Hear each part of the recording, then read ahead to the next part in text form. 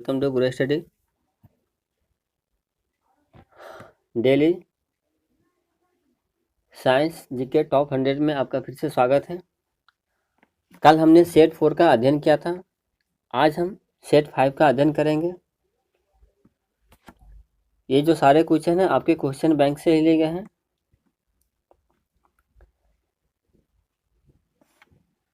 इसका पहला क्वेश्चन है, प्रकाश का वेग सर्वप्रथम किसने ज्ञात किया? तो प्रकाश का जो वेग है उसको जो है सर्वप्रथम जो है रोमर ने ज्ञात किया था। तो प्रकाश के वेग को सर्वप्रथम जो है रोमर ने ज्ञात किया था। प्रकाश का जो वेग होता है अधिकतम कहाँ होता है? तो प्रकाश का जो वेग होता है अधिकतम निर्वात में होता है। प्रकाश का जो वेग होता है अधिकतम जो होता है कहाँ तो निर्वात में होता है। प्रकाश के निर्वात में वेग कितना है? तो प्रकाश का निर्वात में वेग जो है 3 × 10⁸ मीटर प्रति सेकेंड। प्रकाश का निर्वात में वेग जो है 3 × 10⁸ मीटर प्रति सेकेंड है। प्रकाश वर्ष जो है इकाई है किसकी? तो दूरी का। प्रकाश वर्ष जो है किसकी इकाई है? तो वह दूरी का इकाई है। इंद्रधनुष में किस रंग का विक्षेपण अधिक होता है? तो इंद्रधनुष जो होता है उसमें जो होता है लाल रंग का विक्षेपण जो होता है अधिक होता है। मानव आँख के रेटिना पर कैसा प्रतिबिंब बनता है? मानव का जो आँख है उसके रेटिना पर वास्तविक तथा उल्टा प्रतिबिंब बनता है। मानव आँख के रेटिना पर हमेशा वास्तविक तथा उल्टा प्रतिबिंब बनता है। प्राथमिक रंग कौन कौन से हैं? तो लाल, नीला तथा हरा। प्राथमिक रंग जो है कौन कौन से हैं? तो लाल, हरा तथा नीला है। प्रकाश के वर्ण क्रम में किसका तरंगदैर्घ्य न्यूनतम होता है? प्रकाश का जब वर्ण क्रम होता है उसमें जो है आपको बैगनी रंग का तरंगदैर्घ्य जो होता है सबसे न्यूनतम होता है तथा लाल रंग का जो होता है वो जो होता है लाल रंग का जो होता है उसका क्या होता है? सबसे अधिक होता है। प्रकाश के वर्ण क्रम में किसका तरंगदैर्घ्य अधिकतम होता है? तो यहाँ आ ही गया क्वेश्चन, तो लाल रंग का होता है। प्रकाश का रंग निश्चित किया जाता है। प्रकाश को जो रंग जो होता है वो निश्चित किया जाता है किसके द्वारा? तो तरंगदैर्घ्य के द्वारा। तरंगदैर्घ्य के द्वारा जो होता है प्रकाश का रंग जो होता है निश्चित किया जाता है। स्वस्थ जो नेत्र होता है उसके लिए स्पष्ट दृष्टि की न्यूनतम दूरी कितनी होती है? तो स्वस्थ नेत्र के लिए स्पष्ट दृष्टि की न्यूनतम दूरी जो होती है वो कितनी होती है? तो 25 सेंटीमीटर होती है। वर्णांतता को किस लेंस से दूर किया जाता है? तो इसे हम किसी भी लेंस से दूर नहीं कर सकते हैं। अर्थात जब वर्णांतता जब किसी व्यक्ति को हो जाती है तो इससे जो है हम किसी भी लेंस के द्वारा दूर नहीं कर सकते।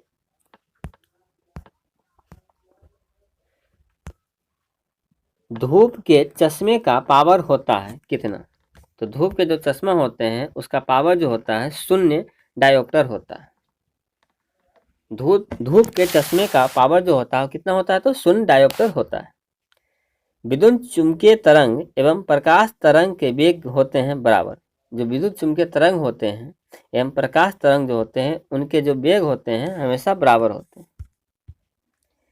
लेंज का नियम कौन से संरक्षण नियम का परिणाम? तो लेंज का जो नियम है वह ऊर्जा के संरक्षण का परिणाम। लेंज का जो नियम है वो क्या है? तो ऊर्जा के संरक्षण का परिणाम। एक सूखे सेल में कौन सी ऊर्जा पाई जाती है? तो इसका आंसर है रासायनिक ऊर्जा।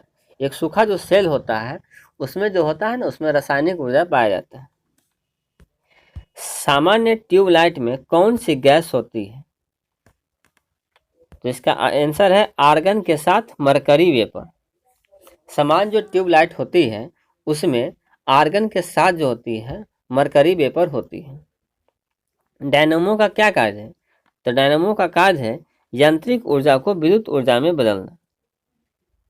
यांत्रिक ऊर्जा को विद्युत ऊर्जा में बदलना जो है डायनेमो का कार्य होता है।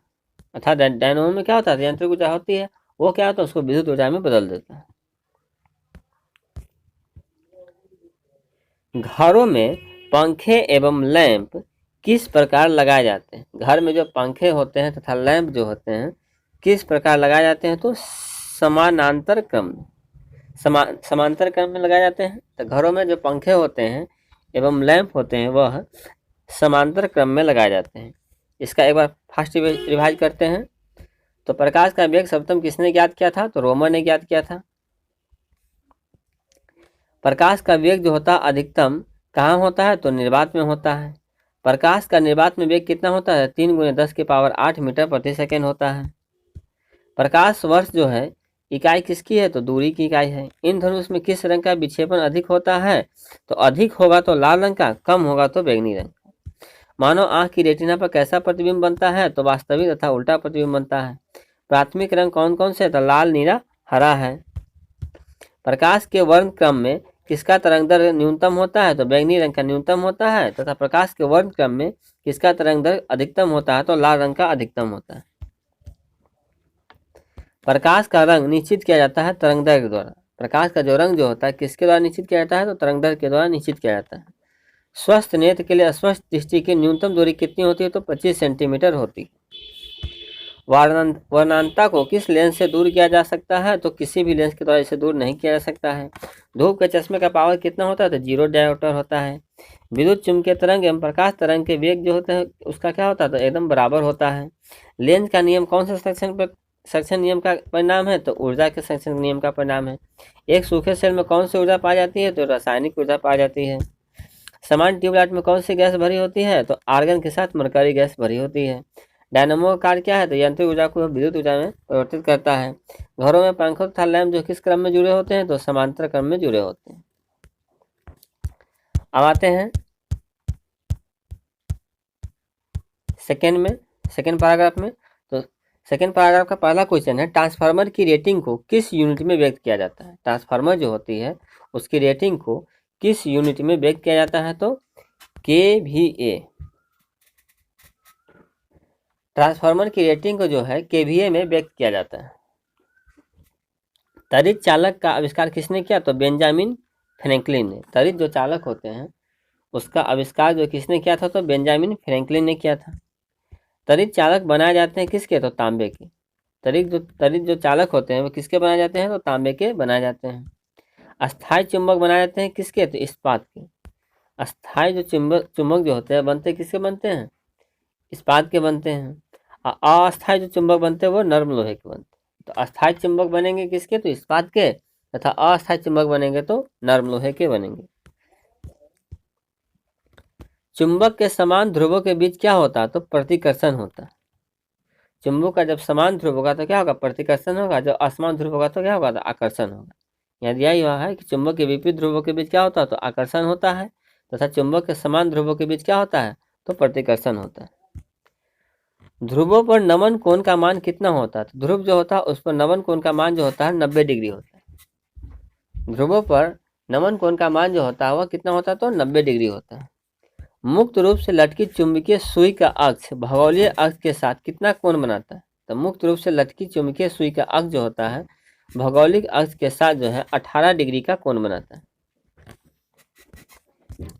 विषुवत रेखा पर नति कोण का मान कितना होता है? तो इसका आंसर है 0 डिग्री। विषुवत रेखा जो होती है उस पर नति कोण का जो मान होता है वह होता है 0 डिग्री। त्रिविमीय चित्र किसके द्वारा लिया जाता है? तो होलोग्राफी का। त्रिविमीय जो चित्र होता है वह जो होता है होलोग्राफी के द्वारा लिया जाता है। एक ही प्रकार के परमाणुओं से मिलकर बना पदार्थ क्या कहलाता है? एक ही प्रकार के परमाणुओं से मिलकर बना पदार्थ को जो हम क्या कहते हैं? तो तत्व कहते हैं। तथा दो या दो से अधिक पदार्थों के दो प्रकार के परमाणु से मिले तत्व को क्या कहते हैं? तो परमाणु कहते हैं, सॉरी यौगिक कहते हैं। जैसा दो या दो से अधिक तत्व के परमाणु से मिलने से क्या बनता है? तो वो मिश्रण बनता है। तो दो या दो से अधिक तत्व के मात्रा के विचार से एक निश्चित अनुपात में संयोग करने से बना पदार्थ क्या कहलाता है? तो यौगिक कहलाता है। तो दो या दो से अधिक तत्व के मात्रा के विचार से एक निश्चित अनुपात में संयोग करने से बना पदार्थ जो होता है यौगिक कहलाता है। तथा दो या दो से अधिक शुद्ध पदार्थ को किसी भी अनुपात में डालें तो यौगिक तथा परमाणु में अंतर है कि एक ही परमाणु से मिलकर बनेगा तो तत्व, दो या दो से समान परमाणुओं के मिलने से बनेगा तो यौगिक, दो या दो से अधिक परमाणुओं से किसी भी अनुपात में मिलाने से बनेगा तो क्या होगा? तो मिश्रण होगा। विश्व का प्रत्येक पदार्थ अत्यंत सूक्ष्म कणों से मिलकर बना होता है। यह सर्वप्रथम किसने कहा था? तो कनाद ने कहा था। कनाद ने कहा था कि विश्व का प्रत्येक पदार्थ जो है अत्यंत सूक्ष्म कणों से मिलकर बना होता है। परमाणु के नाभिक का आकार होता है 10 के पावर -15 मीटर। परमाणु के नाभिक का जो आकार होता है वह कितना होता है? तो 10 के पावर -15 मीटर होता है।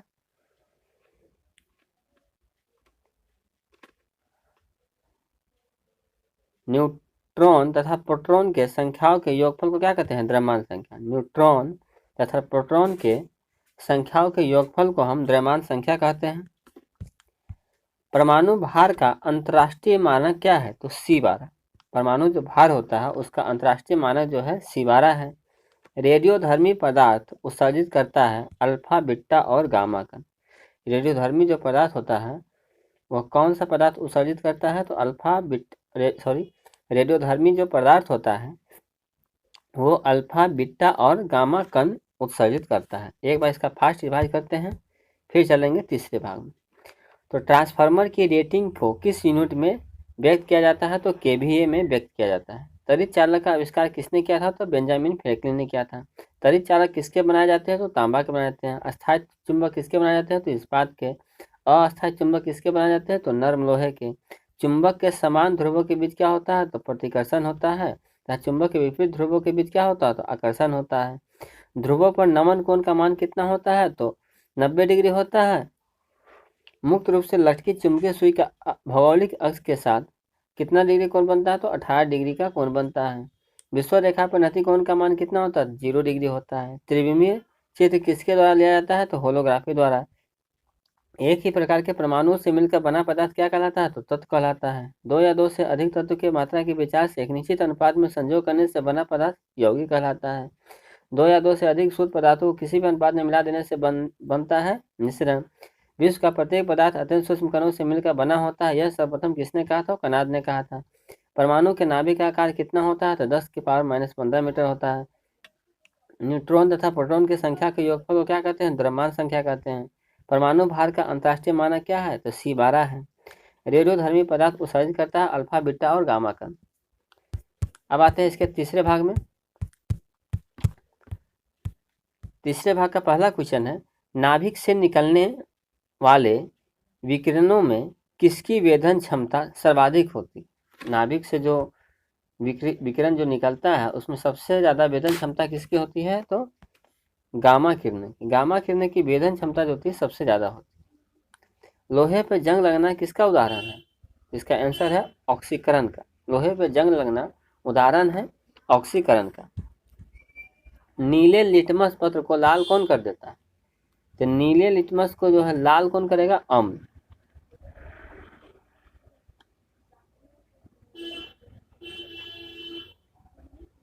आप इसको ऐसे याद रख सकते हैं,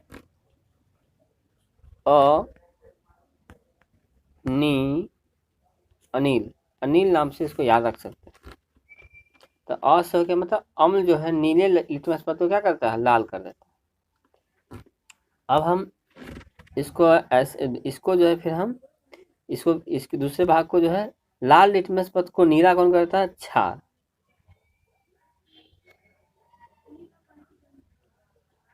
तो इसको आप कैसे याद रखिएगा? इसको याद रखिएगा झ ल नी। ठीक है, झलनी नाम से इसे आप याद रख सकते हैं।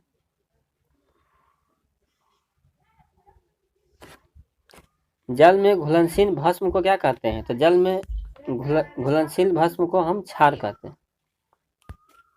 जल में जो घुलनशील भस्म जो होता है उसे हम क्षार कहते हैं। सभी अम्ल जल में घुलकर क्या प्रदान करते हैं? तो सभी अम्ल जो होता है जल में घुलकर हाइड्रोजन प्लस आयन प्रदान करते हैं। जल में घुलनशील भस्म को क्या कहते हैं? तो क्षार कहते हैं। जल में जो भस्म घुल जाता है उसे क्या कहते हैं? क्षार कहते हैं। आप इसे झलनी नाम से याद रख सकते हैं। और जो नीला को लाल करता है उससे हम अनिल नाम से, तथा लाल को जो नीला करता है उसे हम झलनी नाम से याद रख सकते हैं। सभी अम्ल जल में घुलकर क्या प्रदान करते हैं? तो हाइड्रोजन प्लस आयन। भस्मों का स्वाद कैसा होता है? तो कड़वा होता है। भस्म जो होता है उसका स्वाद कैसा होता है? तो कड़वा होता है। अम्ल का स्वाद कैसा होता है? तो खट्टा होता है। अम्ल का स्वाद जो क्या होता है? खट्टा होता है। भस्म का क्षार कैसा होता है? कड़वा होता है। भस्मों के जलीय घोल में कौन सा आयन होता है? तो OH। भस्मों के जलीय घोल में कौन सा आयन होता है? तो OH आयन होता है। सभी लवण होते हैं क्या? तो वैद्युत अपघट्य।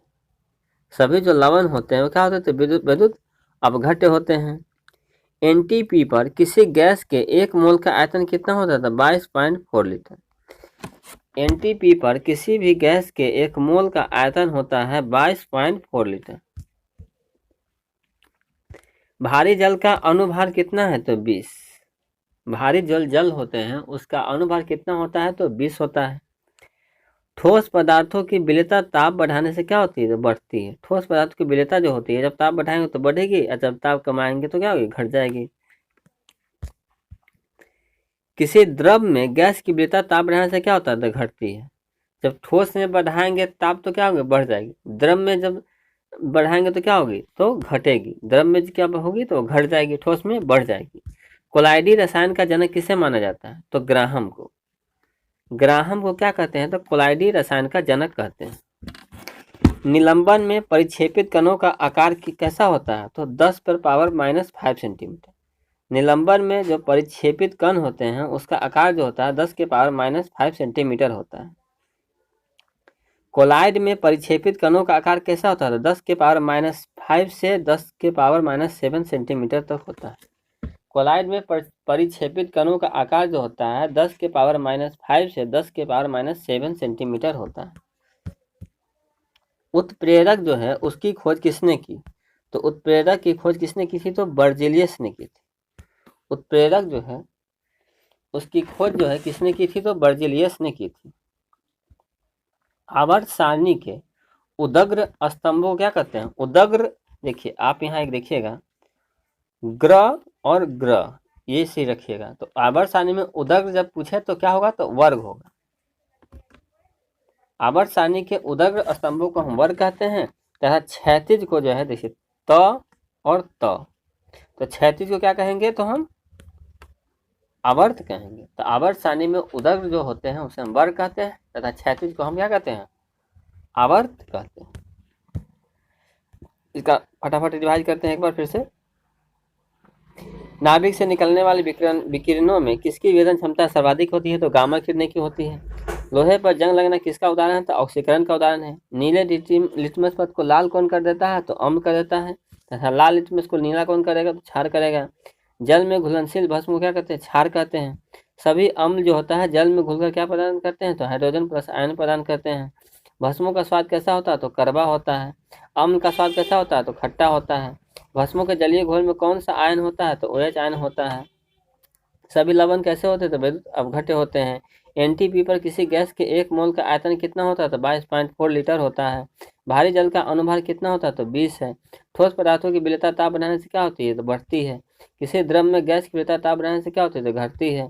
कोलाइडी रसायन का जनक किसे कहा जाता है? तो ग्राहम को कहा जाता है। निलंबन में परिक्षेपित कणों का आकार कैसा होता है? तो 10⁻⁵ सेंटीमीटर होता है। कोलाइड में परिक्षेपित कणों का आकार कैसा होना चाहिए? तो 10⁻⁵ से 10⁻7 सेंटीमीटर होता है। उत्प्रेरक की खोज किसने की थी? तो बर्जिलियस ने की थी। आवर्त सारणी के उदग्र स्तंभों को क्या कहते हैं? तो वर्ग कहते हैं। आवर्त सारणी के क्षैतिज स्तंभों को क्या कहते हैं? तो आवर्त कहते हैं।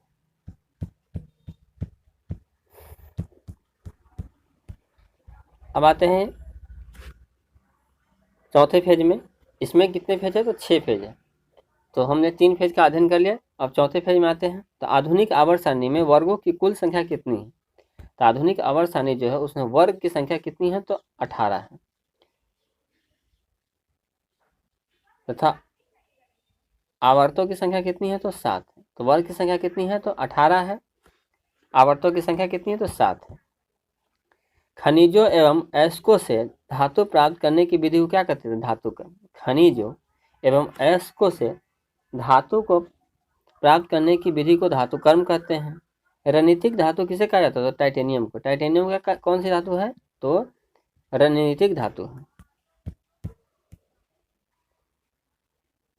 अयस्क में उपस्थित अशुद्धि को क्या कहते हैं? तो गैंग। अयस्क में जो अशुद्धि होती है उपस्थित, उसको क्या कहते हैं? तो गैंग कहते हैं। अयस्क से गैंग को हटाने के लिए मिलाया गया पदार्थ क्या कहलाता था? फ्लक्स। अयस्क से गैंग को हटाने के लिए मिलाया गया पदार्थ जो होता है क्या कहलाता है? तो फ्लक्स कहलाता है। तो अयस्क में उपस्थित अशुद्धि को हम क्या कहते हैं? गैंग कहते हैं, तथा अयस्क से गैंग को हटाने के लिए मिलाया गया पदार्थ को हम क्या कहते थे? फ्लक्स कहते हैं।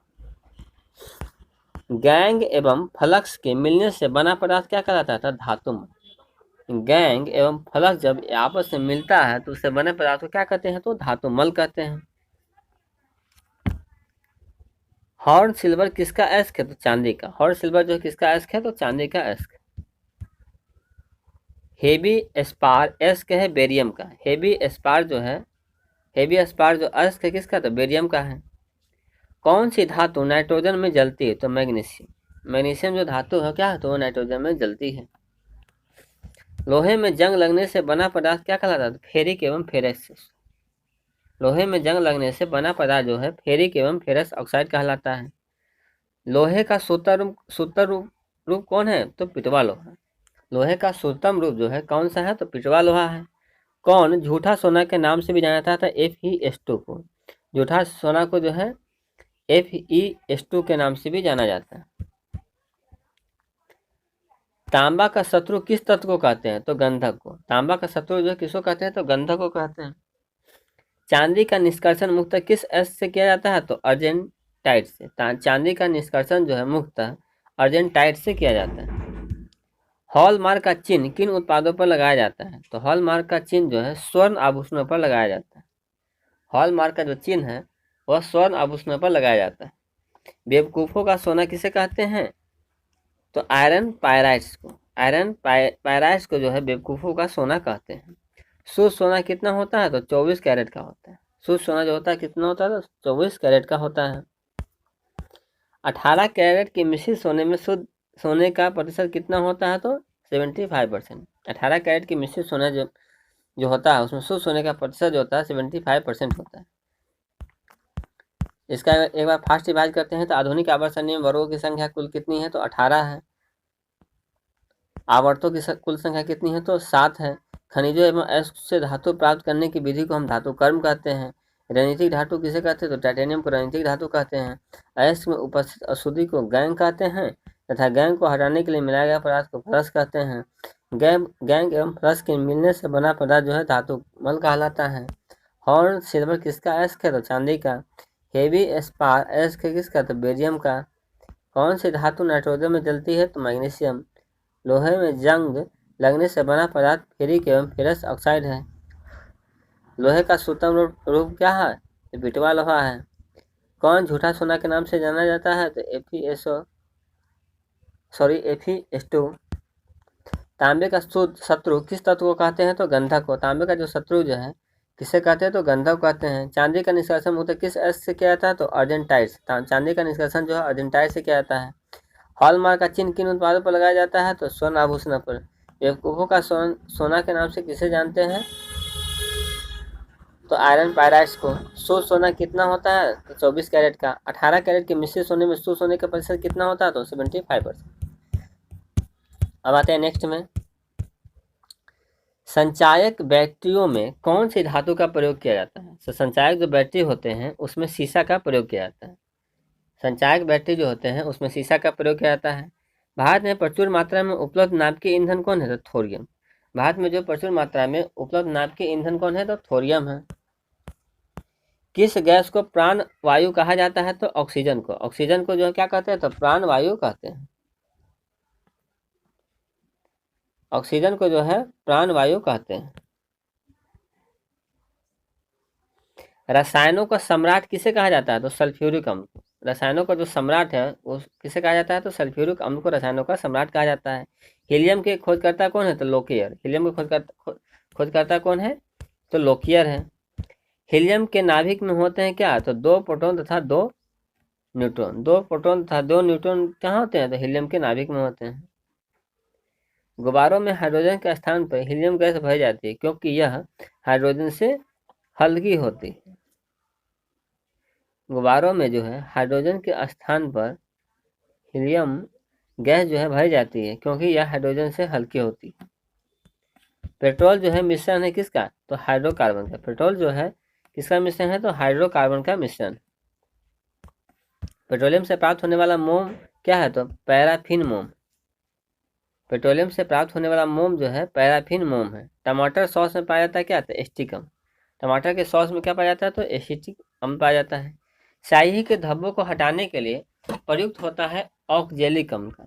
स्याही के धब्बे को हटाने के लिए किसका प्रयोग करते हैं? तो ऑक्जेलिक अम्ल का प्रयोग करते हैं। मानव गुर्दे में बनने वाली पथरी प्रायः किसकी बनी होती है? तो कैल्शियम ऑक्जेलेट की बनी होती है। मानव के गुर्दे में बनने वाली पथरी जो होती है प्रायः कैल्शियम ऑक्जेलेट की बनी होती है। रबर उद्योग में बहुलता से प्रयुक्त होता है एनिलीन का। एनिलीन का प्रयोग होता है रबर उद्योग में बहुलता से प्रयुक्त होता है। पीवीसी का तात्पर्य क्या है? Polyvinyl chloride. पीवीसी का तात्पर्य जो है पॉलीविनाइल क्लोराइड जो है इसका आंसर। रेन कोट जो है किसके बनाए जाते हैं? तो पॉलीकार्बोनेट। रेन कोट जो होता है वो किसके बनाए जाते हैं? तो पॉलीकार्बोनेट के बनाए जाते हैं। मानव निर्मित प्रथम कृत्रिम रेशा कौन था? तो रेयॉन। मानव निर्मित जो था प्रथम रेशा कौन था? तो रेयॉन था। नायलॉन बनाने के लिए प्रयुक्त कच्चा पदार्थ कौन है? तो इसका आंसर है एडिपिक अम्ल। नायलॉन को बनाने के लिए प्रयुक्त कच्चा पदार्थ जो है एडिपिक अम्ल है। नोबेल का तेल किसे कहा जाता है? तो ट्राई नाइट्रोग्लिसरीन।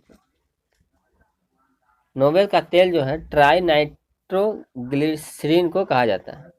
क्षारों द्वारा तेल का जल अपघटन क्या कहलाता है? साबुनीकरण। क्षारों द्वारा तेल का जल अपघटन करना साबुनीकरण कहलाता है।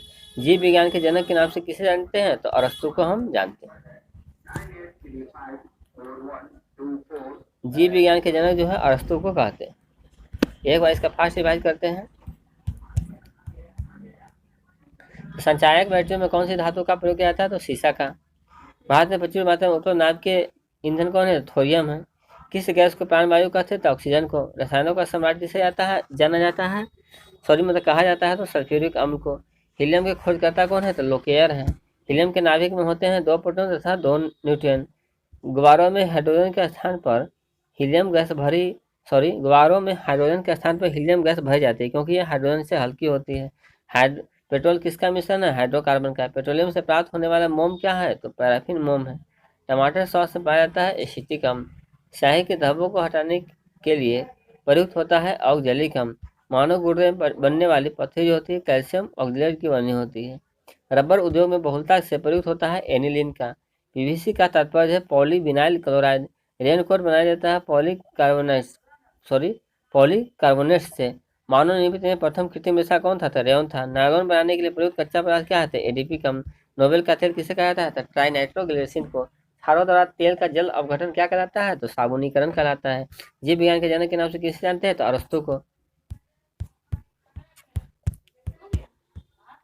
वनस्पति विज्ञान के जनक कौन है? तो थियोफ्रेस्टस है। थियोफ्रेस्टस जो है वनस्पति विज्ञान के जनक है।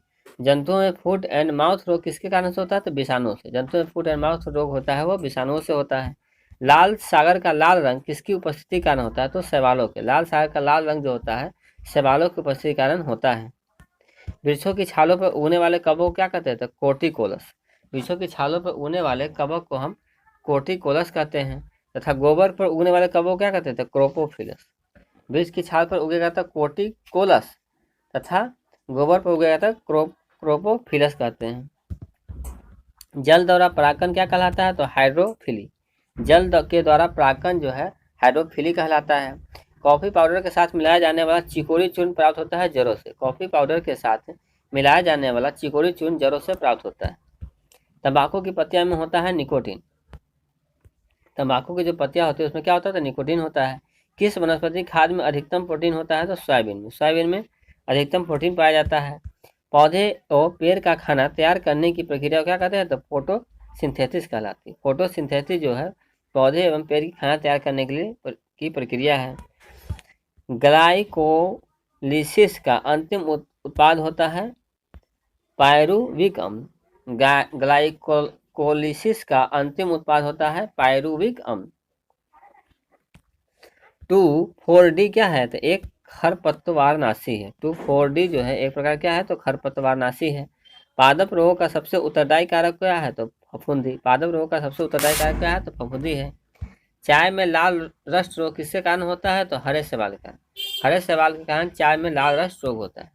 नींबू का कैंकर रोग किसके कारण होता है? तो जीवाणुओं का। नींबू का कैंकर रोग जो है जीवाणुओं के कारण होता है। अग्नि रज्जा रोग किससे संबंधित है? तो सेब से संबंधित है। अग्नि रज्जा रोग जो है सेब से संबंधित है। पत्तियों का हरा रंग कौन प्रदान करता है? तो क्लोरोप्लास्ट। क्लोरोप्लास्ट जो है पत्तियों का हरा रंग प्रदान करता है। संसार का सबसे बड़ा पर्यटन कौन है? तो सागर। संसार का सबसे बड़ा पर्यटन कौन है? तो सागर है। कौन सी गैस पृथ्वी पर हरित गृह प्रभाव में सर्वाधिक योगदान करती है? तो कार्बन डाइऑक्साइड। कार्बन डाइऑक्साइड जो है गैस जो है पृथ्वी पर हरित गृह प्रभाव में सर्वाधिक योगदान करती है।